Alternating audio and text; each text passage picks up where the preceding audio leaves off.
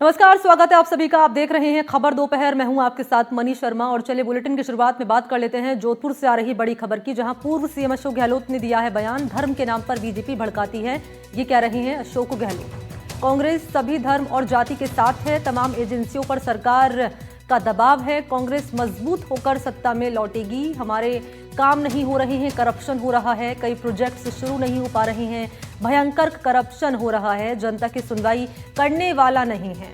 तो ये बड़ा आरोप लगाते हुए पूर्व सीएम अशोक गहलोत कह रहे हैं धर्म के नाम पर बीजेपी भड़काती है, कांग्रेस सभी धर्म और जाति के साथ है, तमाम एजेंसियों पर सरकार का दबाव है। और वो यही नहीं रुके, ये भी कह रहे हैं कि कांग्रेस मजबूत होकर सत्ता में लौटेगी। हमारे काम नहीं हो रहे हैं, करप्शन हो रहा है, कई प्रोजेक्ट शुरू नहीं हो पा रहे हैं, भयंकर करप्शन हो रहा है।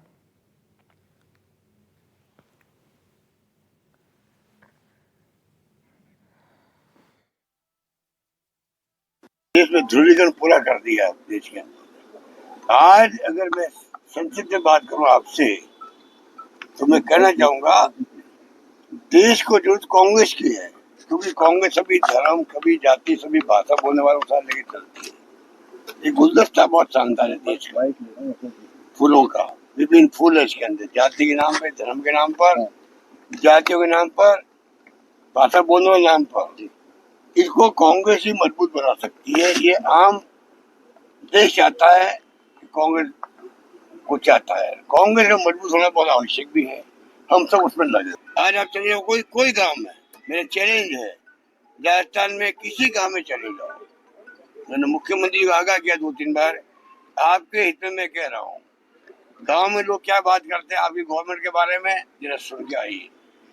हमारे बारे में वो क्या बोलते हैं, सरकार नहीं आई, अब क्या भ्रष्टाचार उनको हो रहा है, क्या वो फील हो रहा है, सब आपको मालूम पड़ जाएगा। उससे आप गवर्नेंस अच्छी कर पाओगे। सरकार आपको चलानी है 5 साल, सरकार उनको चलानी है ना। हम थोड़ी करेंगे, हम कोई सरकार आपकी तरह गिराने की बात करेंगे, आपकी तरह सरकार गिराने के षड्यंत्र रचेंगे दिल्ली के अंदर। हम तो नहीं कह रहे हैं, हम कह रहे 5 साल राज करो आप आराम से। और कम से कम जो स्थिति पब्लिक की बन गई है 1.5 साल में, बहुत लोग कोई सुनवाई करने वाला नहीं है, भयंकर करप्शन हो रहा है, भ्रष्टाचार हो रहा है। लेकिन ध्यान नहीं देंगे तो उनको ही तकलीफ होगी बाद में। तो एक बार फिर से बड़ा आरोप लगाते हुए नजर आ रहे हैं पूर्व सीएम अशोक गहलोत। और मेरे साथ सहयोगी अरुण हर्ष आपको नजर आ रहे होंगे, जोधपुर में मौजूद है। अरुण, आपके पास आते हुए धर्म के नाम पर, एजेंसियों पर दबाव डालने के नाम पर, काम के नाम पर अशोक गहलोत जो है सरकार पर आरोप लगाते हुए नजर आए। एक बार फिर से उनकी ओर से यही कहा गया है कि धर्म के नाम पर बीजेपी भड़काती है, काम नहीं होने दिया जा रहा है। और उनकी ओर से क्या कुछ कहा गया, जरा मैं चाहूंगी विस्तार से आप बताएं। देखिए मुझे अगर बात की जाए, लगातार 5 दिन पर पूर्व मुख्यमंत्री अशोक गहलोत अपने गृह नगर जोधपुर में थे और लगातार 5 दिन तक उन्होंने सरकार पर हमला बोला।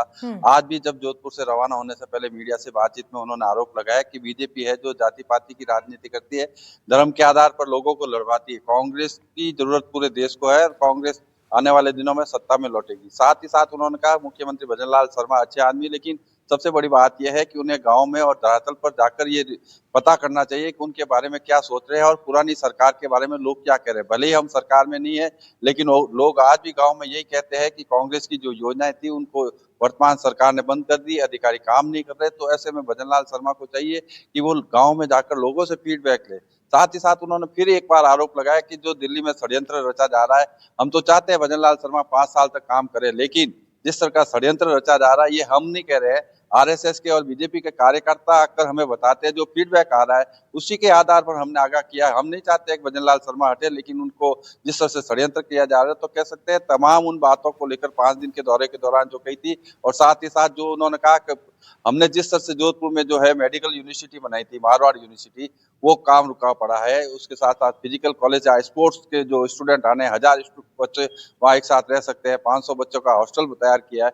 अब वो तैयार है लेकिन उसका उद्घाटन नहीं कर रहे। बच्चा कुचा थोड़ा सा जो काम है, तो मुख्यमंत्री भजनलाल शर्मा उसको प्रायोरिटी पे लेकर वो काम को उद्घाटन करे और लोगों को दे, ताकि लोगों में एक मैसेज आए कि भजनलाल शर्मा जोधपुर में आकर इस बिल्डिंग का उद्घाटन किया या यहाँ यूनिवर्सिटी में ये फंड दिया है। लेकिन कह सकते हैं छोटी छोटी बातों को लेकर काम को रोका गया। इस बात को लेकर वो चिंतित नजर आए। साथ ही साथ उन्होंने कहा कि वो हमारे काम काज को देखते हुए प्रदेश में जिस तरह से हमने काम कराए, जो काम रुके हुए उन कामों को गति देने के लिए आगे बढ़कर कदम उठाना चाहिए, क्योंकि जो पैसा लगा है वो सरकार का लगा है, मुख्यमंत्री के घर का पैसा नहीं लगा। तो ऐसे में कह सकते हैं पूर्व मुख्यमंत्री अशोक गहलोत ने कई नसीहतें दी है, साथ ही साथ यह भी कहा है कि जिस तरह से भ्रष्टाचार है और अधिकारी काम नहीं कर रहे, ये सोचने वाली बात है। मुख्यमंत्री को इन बारे में संज्ञान लेना चाहिए। मणि।